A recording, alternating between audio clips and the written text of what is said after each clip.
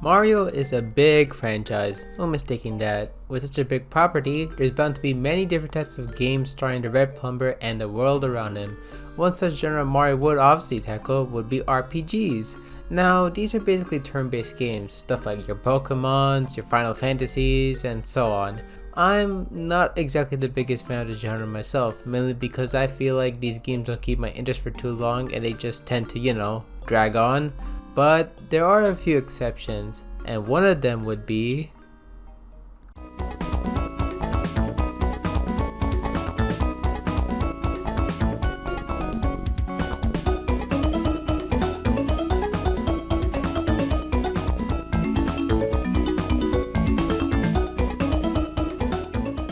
So, the Mario & Luigi series consists of 5 games and 2 remakes, all of them being RPGs starring the iconic Ritter duo. It's a franchise that many people think of fondly, until they forgot what made it so good and it ended the developers going bankrupt, but I'm getting ahead of myself. To see why these games are some of the few RPGs that I actually like, why not look at the series as a whole? So the game starts off with a simple plot. An ambassador from the Bean Kingdom has come to give a gift to Princess Peach. However, it turns out to be a plot to steal the princess's voice from the Bean Witch, Cackletta. We then cut to the Mario Bros house where we get to control a Toad.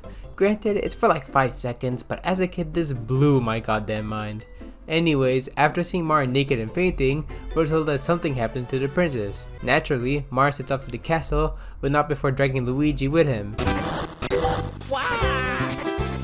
Let that be a sign of things to come. And we're at the castle, where Bowser is already trying to kidnap Peach. Before he can do so, Mario interrupts, starting the first battle of this game. This battle is just a tutorial, so there's not much to say, but it does introduce us to the battle system. It's pretty simple. You simply just attack or heal up on your turn and dodge enemy attacks. You do all this by using the A button and timing well. Simple, but super fun to play, which actually makes me want to play battles more often rather than just avoiding them. Regardless, all you do here is just attack Bowser a few times, dodge his fire, and then the battle just ends. It's here that we find that Princess' voice was not only stolen, but replaced by literal explosive vocabulary, so it's up to her brothers, and Bowser, to head to the Bean Kingdom and get her voice back.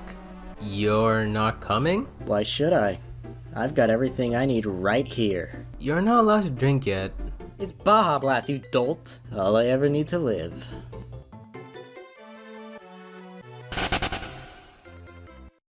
Here in the castle field, we can get a feel for the overworld controls. It's in the top-down view, and while it's certainly nothing like the mainline games, it sure does a good job feeling like a Mario game. You've got your platforming, the blocks for coins and items, and your enemies. It's certainly missing elements from the other games, but it's a great way to make Mario work in this sort of gameplay style. The only real downside is that the view can make platforming a bit of a pain sometimes, but that's for later. Anyways, in this area there's not much to do, but you can roam around, talk to NPCs who have fun dialogue, the works. Before setting off though, we're greeted by Toadswort, I miss you, who gives us a suitcase and 100 coins to start. Once that's done, it's off to the Koopa Cruiser, and here we get the game's other strength, world building. It's not really on its full display here, but let this be a sign. Anyways, Luigi gets mistaken for a minion and tries to escape, but gets forced along the ride as well because, of course he does, this game isn't called Mario Superstar Saga. We're finally on the Koopa Cruiser, and this serves as another tutorial area of sorts.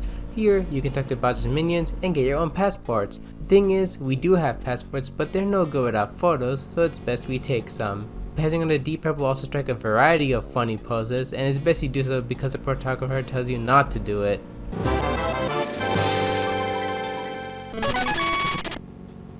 Nice seeing those pictures every time you need to check, equip, or heal, right? After that, there's a tutorial here as well. This one teaches you that Luigi pretty much controls the same as Mario, but you use B instead of A. Another mechanic introduced here is the counter attack. Simply time your attack correctly when the enemy attacks, and not only you could damage them, but also avoid their attack. Keep in mind this only applies to some enemies, but still, such a fun combat system, man. Another thing is that on the field, you can strike the enemy first to get an advantage in battling them, though the view makes this easier said than done, trust me. Moving on, Luigi gets pulled up to the balcony, and that's where we stay to keep watch with Bowser. Of course, Cackletta makes her appearance here and proceeds to taunt the brothers because, villain. Fawful is basically Cackletta's right-hand man. Dude is a little crazy in the head and even speaks in broken English. No wonder he's a fan favorite. Regardless, his fight is another tutorial, this time teaching about enemy tells. A common thing all the enemies share is they have certain giveaways for which butter they're going to attack or which way. This varies for each enemy, but it's a good way to get a heads up of which butter is good to counter with that. That or you can just beam me and jump at both brothers. It works most of the time, I swear. After a fight, Spefo decides to say fuck it and uses his new headgear to send the ship exploding, sending our duo flying.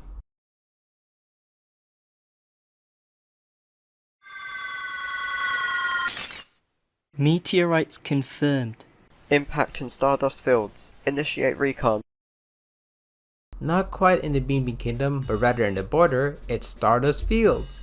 Aside from all the bodies here that I would think are corpses if not the fact you can interact with them, we get introduced to another recurring aspect of this game, mini-games. These occur throughout the various points throughout the game, and this is the first that is mandatory, but afterwards they're optional and for rewards. The first minigame is quite literally jump rope. All you gotta do is pick to pass the borders to just complete this jump rope minigame, and after that it's onward to the rest of the field. It's here that we reunite with Bowser, but not in a convenient way, to say the least. Gem, is that you? Get me out of here! Meet Tollstar. This ass is preventing us from proceeding and letting Bowser free, unless you pay him 100 beaming coins. Of course, our coins don't mean shit because they're mushroom coins, not beaming coins, so it's a matter of walking around this area and getting 100 beaming coins. Now that we're free to explore the field, we can take in the scenery here. Not much to really say about this area, but I really do like the colors going on here, and the music is peaceful, like you're taking a peaceful trek of sorts. As for the enemies, you've got Bullet Bill Cannon, these funky looking beetles, and yeah. Let that be the start for wacky enemy designs that this game goes for. Not much to say about them though, since this is early into the game. But enough walking, we're introduced to the Starshade Bros. That's another recurring thing this game does. Throughout the adventure, you'll meet duos of different kinds rocking red and green as well, and they teach you new abilities to help you throughout the course of the game. In this case, the Starshade Bros teach you high jump and spin. By swapping position by pressing the start and R button, you can use Luigi to jump to higher places or Mario to spin to far platforms. Now go! Make us proud.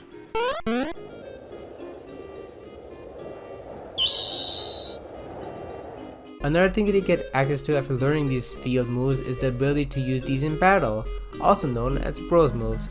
These use the moves you learn in very creative ways to damage your enemies using button combinations, and they're also choreographed super poorly.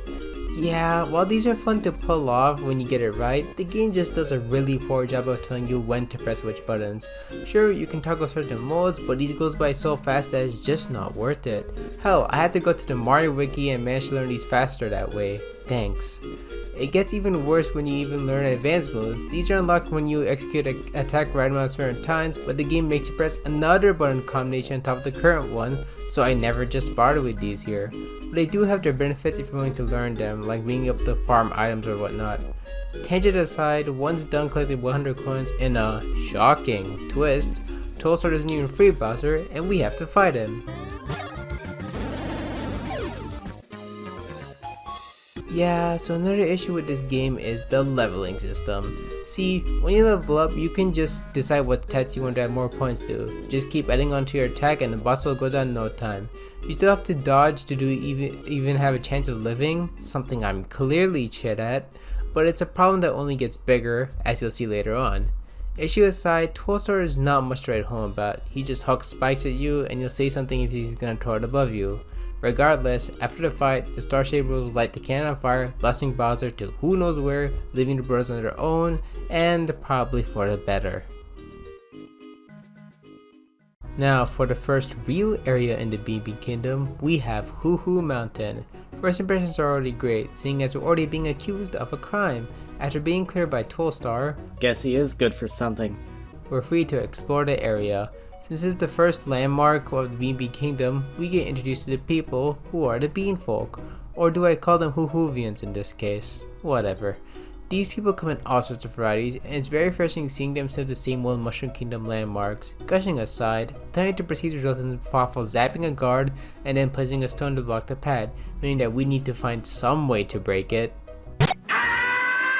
Enter the Hammerhead Bros, yet another duo that'll help us learn new moves.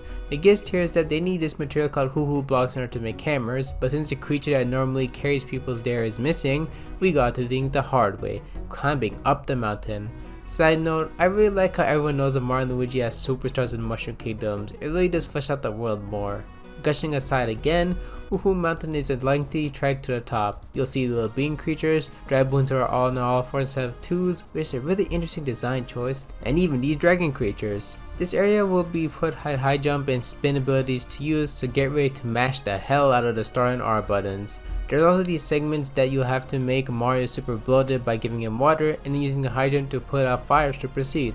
It's nothing crazy, but it does give us these goofy ass sprites which just ooze with charm, something this game always keeps consistent. Can't say the same for Bowser's sprite though, dude looks like a little gremlin. Reaching the midpoints leads to this stone creature who makes you do this challenge where you just do the spin jump and to grab these orbs within a 10 limit while not falling off as well. Once that's done, you get this mini boss of sorts where the key is to destroy the pillars in a way so the enemy doesn't hide in them while dodging their simple laser attacks.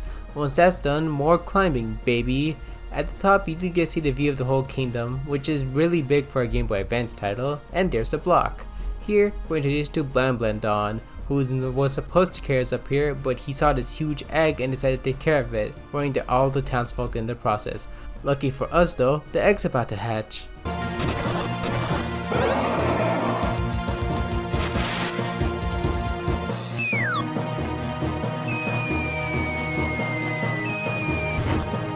How convenient. This boss fight is not that hard either, but it has a huge gimmick where that it uses these stones to increase its height, making the attacks faster and harder to dodge. It can be challenging, but if you focus your attack and know how to execute the bros moves, then this fight ends in less than a minute. Oops. The monster then reveals to be none other than the Prince of the Bean Kingdom, Prince Peasley. Oh, merci de m'avoir sauvé. After that eventful meeting, we're given his golden rose to be able to enter the castle, marking our next destination. First things first, go back to the Hammerhead Bros, get the hammers from the block that conveniently fell in their workplace, and then we get the ability to use hammers. This obviously gives the power of breaking normal stones, but they can also be used in battle, mainly for the spiked enemies, as jumping on them is obviously a terrible idea. You can use them to also counter certain attacks, though they do this really annoying thing where if you hold on to them for long enough, they'll fall from the brother's hands. This doesn't apply to the later games, so it messed me up plenty of times. On to the next minigame, which is a minecart ride. The goal is to use Mario to shine light on Luigi while collecting a certain amount of these gems and keeping your flashlight battery high. Once that's done, onward to the castle.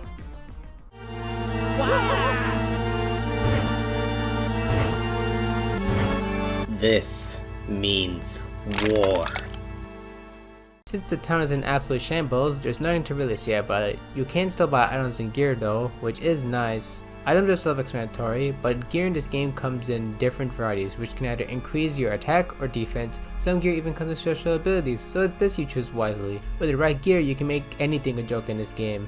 Another neat detail is that the higher your stat is, the higher discount you get. Such a nice detail, isn't it? Where was I? Oh yeah, upon entering the side castle, we're already being forced into doing pumping to prove our worth.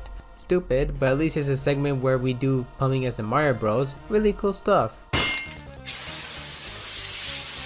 Once that's done, it turns out that the person who forced us into pumping was none other than Kekleta herself. And turns out the Beanstar, the thing she's after, was locked behind a pumping security system, and that we just gave her access to it. Okay, that's even more stupid. She takes her leaves, but not before dropping the Queen of the Kingdom on us, sporting a noticeable change in appearance. The boss fight is a bit different, which is a welcome change. What you gotta do is just go for her arms first, and it's a matter of wailing on her until she gives in. She can also spit out these little beans, and countering them spawns them on the field, so it's best to dodge them completely, unless you want the 4 EXP from them for some reason. With the Control Queen defeated, it seems she's been infected with a belly bletch worm, and that the only way to cure her is this supposed drink that probably doesn't even exist. But seeing that's the only way to heal her, it most definitely exists. So we get to the pass to enter our next destination, Chucklehuck Woods.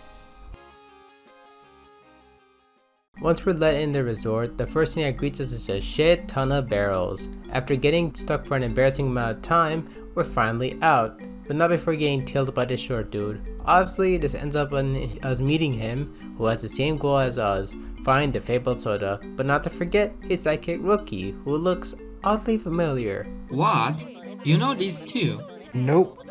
So it turns out RickE is just an amnesiac Bowser. This boss fight consists of 2 people instead of 1 as well. Pablo is a thief, so as expected, he steals stuff if you don't counter him, and RickE throws hammer and breathes fire. It's nothing mind-blowing, but it has a banger theme.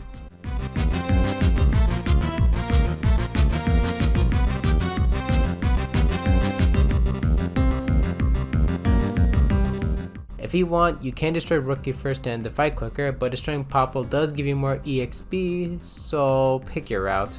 Once they take their leave, we feed these 2 dudes, another duo, Cork and Cask. Ha! These 2 basically give us the ability to dunk Luigi and shrink Mario, which can be used to navigate these certain areas.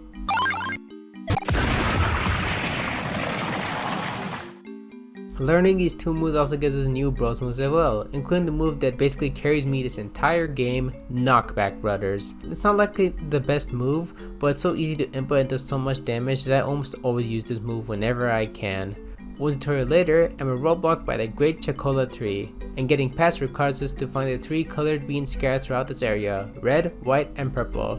This lets us explore the woods that are just filled with spiky ball creatures that are just beans, native Shy Guys rocking spears, and so on. There's nothing unique to really say about getting the beans, save for that one time you have to fight a wiggler to get one. So jump on the red spots until they're all yellow, and then wail on her.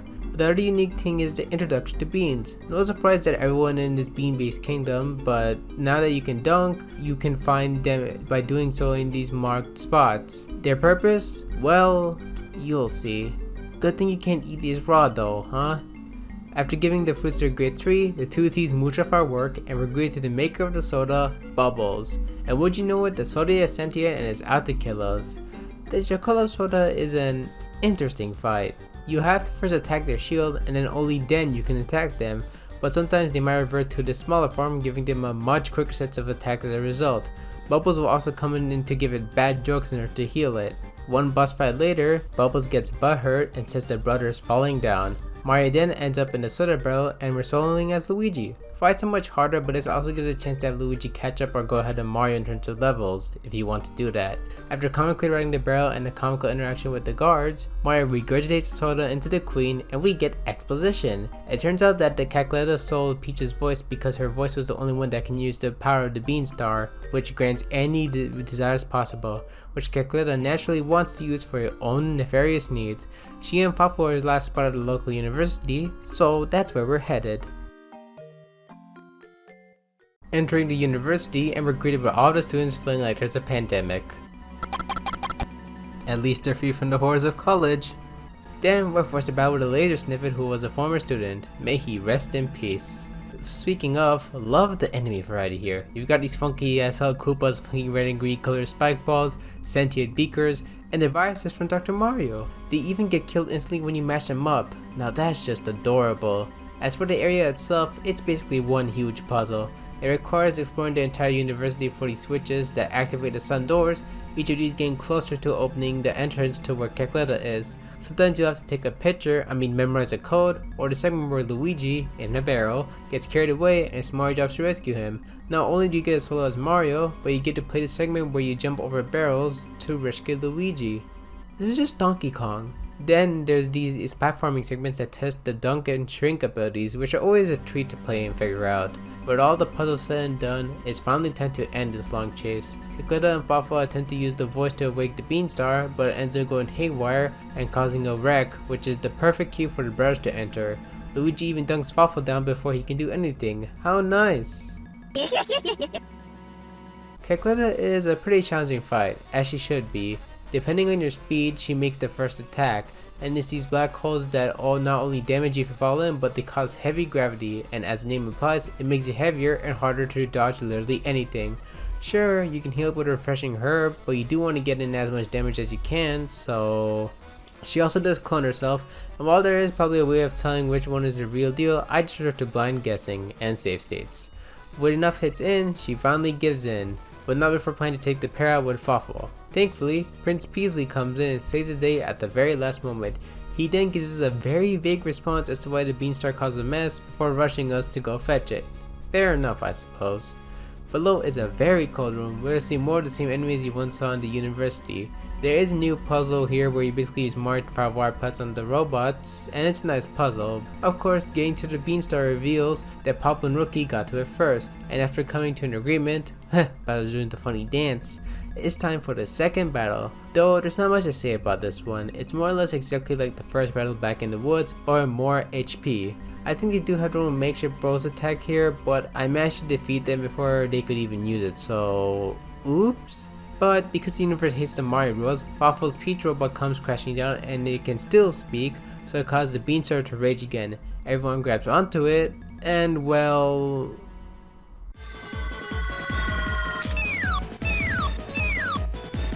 Wait a second. I remember now. I'm the king of the Koopas. Finally, my favorite area. Oho Oasis. The music alone already sells me on this area, just listen to it.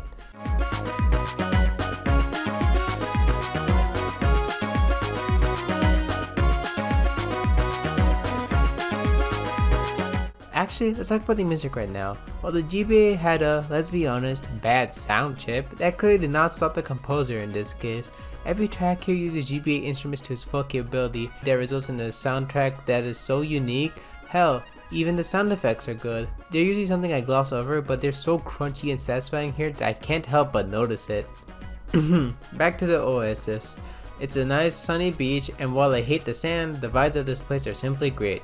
You can talk to these cute little chicken dudes, but other than that, the only real thing to do here is enter these temples. These give Mario and Luigi new hand powers, fire and thunder respectively, and all they had to do was touch the orb and get hurt.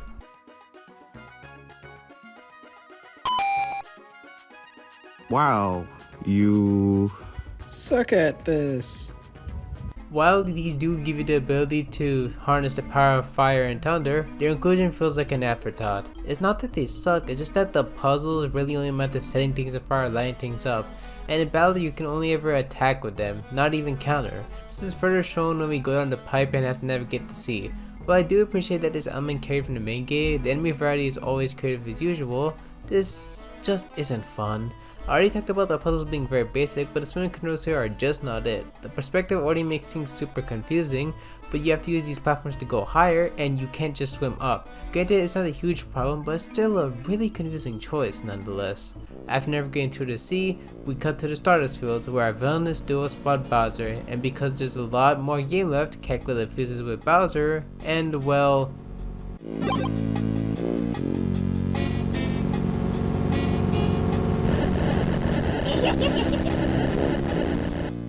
it doesn't look good. Next, we're told to head to the local airport as the prince is making her appearance there. Given how we saw her last time, this should raise more concern than excitement. Arriving at the airport, it turns out there's some work to do. The plane is on its way here, but it can't land with all these piranha plants blocking the spot. So naturally, it's up to her brother to clear them. All you do is just use Mario to fill the plants with water and then shocking them with Luigi. You do this a few times and it really just feels like padding. We're plumbers, not pest control. This boss isn't much better either. It's the mother of all these plants, and it does have this neat color coding gimmick indicating which hand ability you need to use for the most damage, not to mention the little plants can be annoying, but in the end, all you really gotta do is just wail on the mother plant and it's over. Lackluster all around. When the princess lands, we learn that she never actually got her voice taken, rather she hid because she knew something was off, and that the voice that was actually stolen was Birdo's. The reason her brother was never told was because Bowser came and she understandably didn't want to be kidnapped. What's your excuse? With Peach back, she requests to go to Little Fungi Town, a place in the Beaming Kingdom where the Toads immigrate to. However, there's this huge desert known as Tihee Valley that needs to be crossed to get there. With Mario agreeing to escort her, that marks the next area. Oh, I forgot to mention that around this part of the game you can get your hammers reforged. These basically let you break harder blocks and let you access more areas of the kingdom. Not to mention that you can even pay a fee to play this little game. It's basically a matter of luck, but the power of save states will yield results like a scroll that gives you new bros moves, one I will abuse for the rest of this game. But moving on. I don't like Tihee Valley. The name is nice, keeping the trend of the lastest location names thing in this kingdom, but as for what you do here, ugh. I mean, on paper, escorting the bridges doesn't sound too bad, but then you actually do it and yeah, it stinks. The problem is that she moves so slow, and if you let her out of your sight even for a bit, she gets captured and you need to go all the way down this pipe and rescue her by battling these spirit Goombas. The area does have puzzles you need to do while escorting her, and thankfully you can change your direction when needed, but it doesn't change the fact that this escort just drags on. It's not hard by any means, but it's like watching paint dry. The music does make for a pretty good montage though.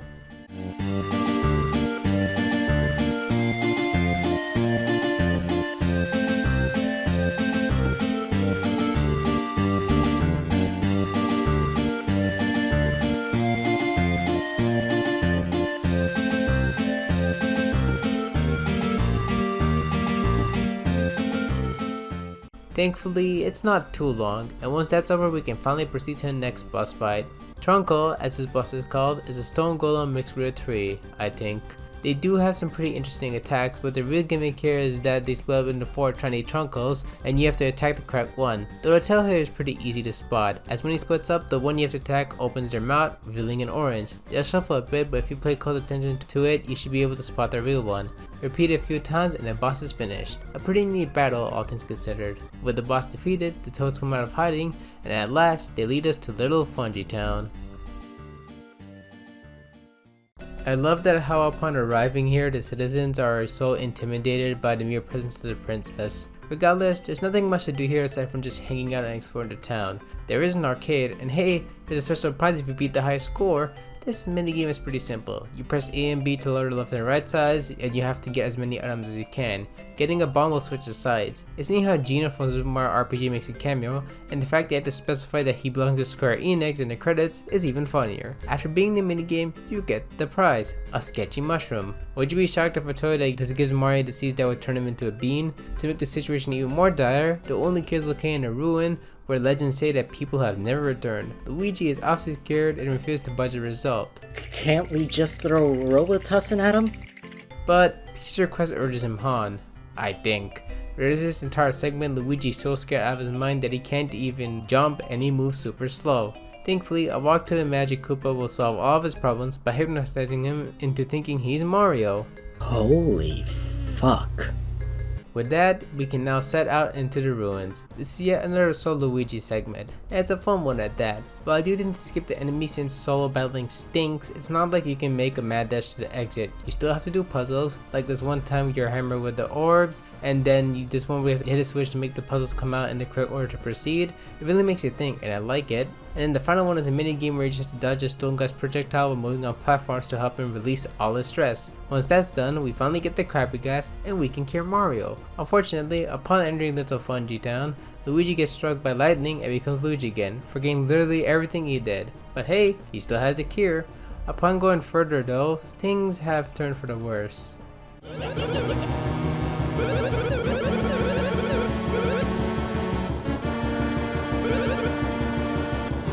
What? So, with the princess kidnapped again and Bowser and Kikla feeling together, things are looking pretty grim.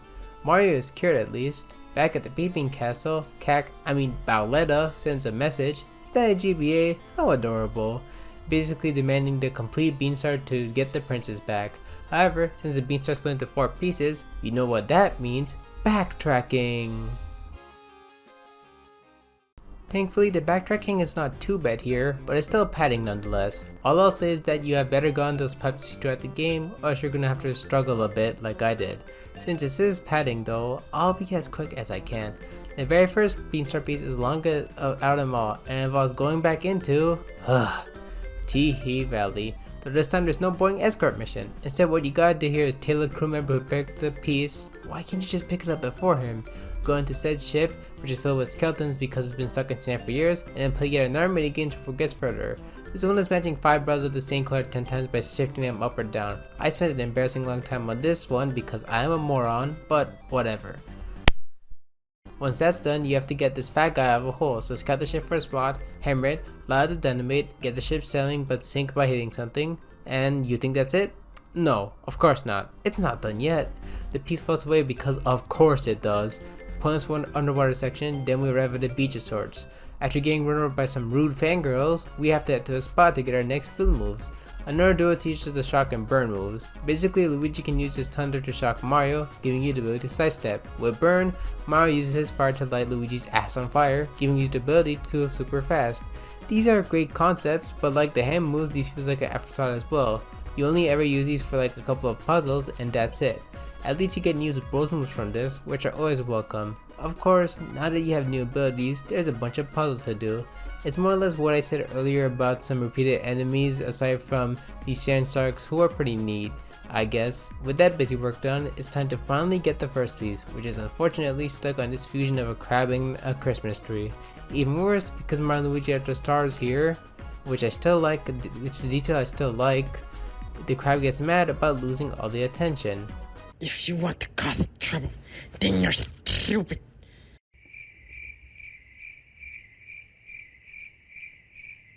Hermie, the crab, is an interesting fight. He really only has a couple of attacks, but you can damage their arms to make them unusable for a few turns, making his attacks much easier to dodge.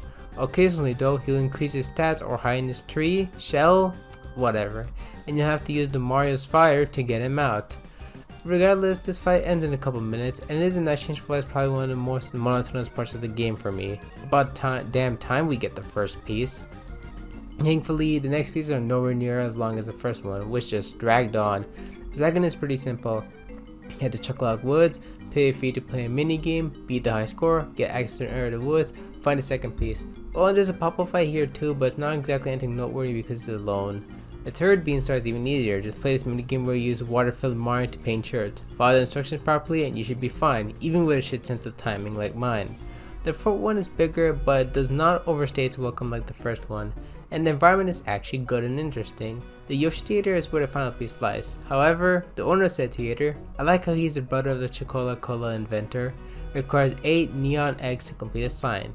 To get the eggs, we need to talk to this old guy who might know something about the eggs.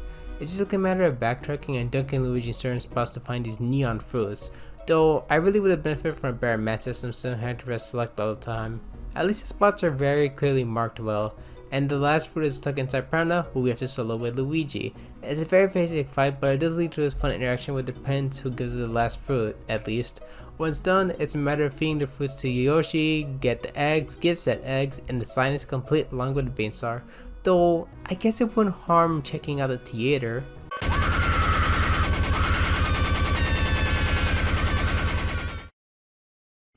That just happened.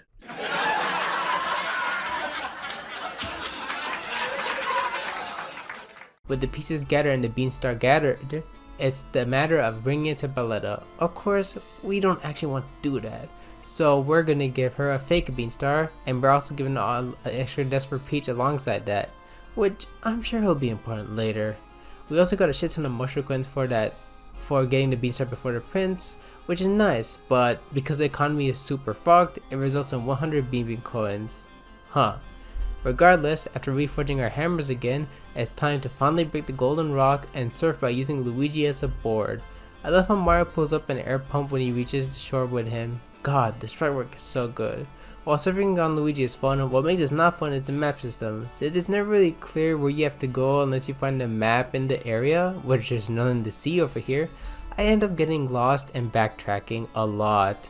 So much so I just had to use a guide to figure out where the hell I was going. After getting lost way too many times, it's finally time for the next area, Joke's End. I don't like Joke's End either. Mind you, it's not as boring as Tee Valley. In fact, the puzzles here are decent enough, especially with the whole gimmick being that the brothers are split up for the majority of the area. Hell, the enemy variety is also as creative as usual, so why am I not really fond of this area? Well, it's mostly due to the music. It just drones on, and it repeats so quickly that I feel like I'm stuck in a box with a song repeating over and over. Other than that, I don't really have anything to say about this area. All you really do is just solve said puzzles after this ice spirit who constantly antagonizes you. Upon reaching her, she sits you down for tea before asking which one of her friends you want to bring along. I don't think a choice really matters, but I could be wrong. Regardless, you end up fighting the spirit and her friend in an okay boss battle. You can take out the spirit if you counter her, and then just wheel on her friend. She's got a few interesting attacks, but the fight is over before you know it, leaving an alright taste in my mouth.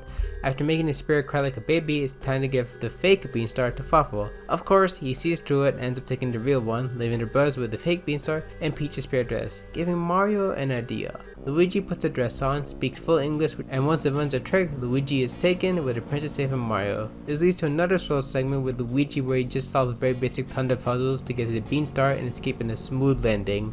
Obviously, Luigi misses where he's supposed to land, so it's up to Mario to escort Chihivai again, where we see Luigi tied up, leading to a final fight between Popple and Birdo? Birdo, huh? He's really scraping the bottom of the barrel. The final fight is nice. Popple is the same as ever, but Birdo has a bunch of new attacks to change the pacing to keep the battle engaging, and kicking my ass in the process. After that, the train wreck cleans up. It's finally time to head back to the castle and end this adventure.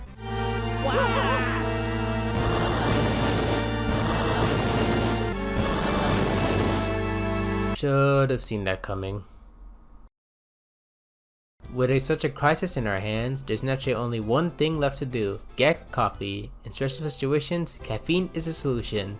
It is not.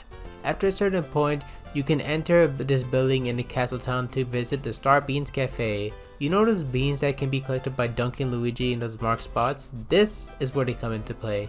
If you have enough beans, you can blend certain types of coffee, each increasing certain stats. What makes this even cooler is the fact that Professor Egad from Luigi's Mansion will visit you often after making certain blends for the first time, with a neat interaction and useful gear as well. One of these includes the power grip, which removes that annoying thing where the brothers will drop the hammer after holding onto it for too long. It's only for one brother, but man, this is such a game changer for me. Point is, Star Beans Cafe is a neat way of making the beans have purpose in this game. Hey, what's up with him? Oh, he's a regular customer here. Just how many cups of coffee is he on? Apparently he's had 5,292,015 cups. Or was it 2,952,015? I can never remember. What the fuck? But with that out of the way, it's finally time for the final area of this game, Bowser's Castle. Thanks for hitching the ride, the brothers have made it to Bowser's Castle and can finally end this once and for all. The first thing to note is the music here because oh my god, it is so good. My favorite track in this whole game, really. It just has that feeling of the final dungeon, the last push, the final battle, the you get the point. It's here that Belletta sends out the Koopalings to take care of the brothers. Now, most of you might know them from being rehashed so often from New Super Mario Bros. Wii and onwards, but before those games, this game was actually the first game to bring them back since Super Mario World in the 90s. They don't speak at all, but the process of getting them is always nice, and the enemy variety is always great. It's what you expect from Bowser's Castle, but it has some weird takes that I adore, like this Bullet Bill with the goddamn Super Sculpt. Even fires a melee Bullet Bill and its self-force attack. God, what an awesome enemy idea. The puzzles here are also a mashup of everything you've done so far, and while it's sometimes annoying having to shuffle between the star artburns constantly, these are so engaging and fun that I mind too much. There's even a segment where you use a squash mark to do a platform segment and end up by dropping a hammer on a bridge like Super Mario Bros. This entire segment is just an awesome way to end the game on, really. However, despite all my gushing, this area has a problem: the Koopalings. Now, I said getting to them was a fun process, but fighting them, not so much. The game instead use the amount of stuff that you've seen before for the most part, and they try to spice it up by having a turn counter in the form of a bomb, but remember when I said that this game's leveling is busted? Yeah, oops. But it's a minor problem in the grand scheme of things, because after going through all that, it's time to face Fluffle. One flashy introduction later, we're fighting him and his machine? God, he even designed it after himself.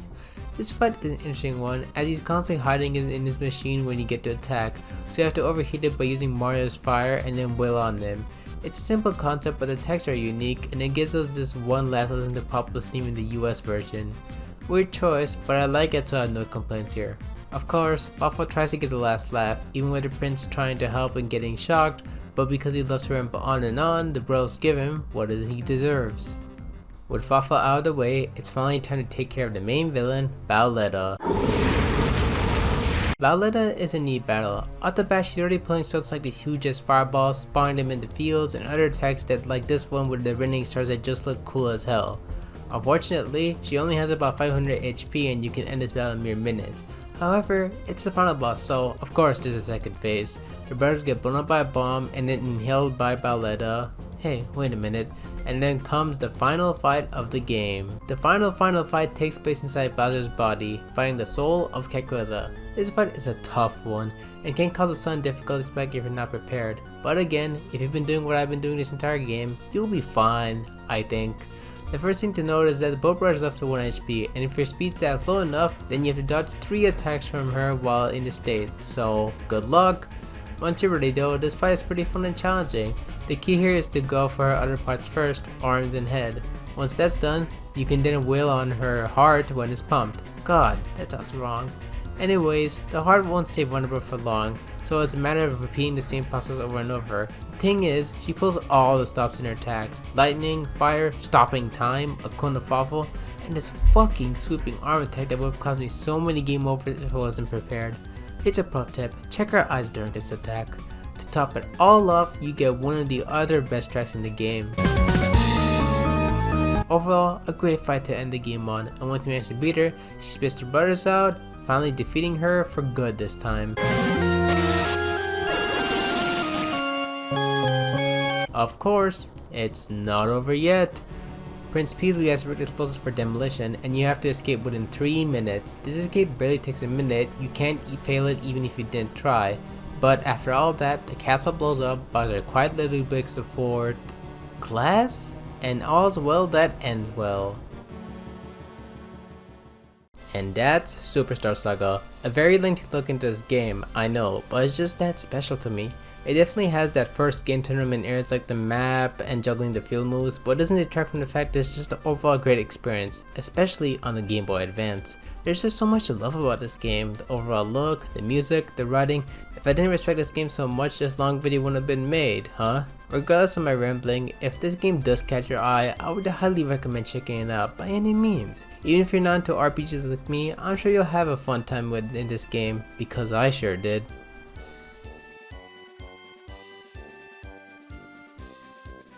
You forgot your gift. Gift?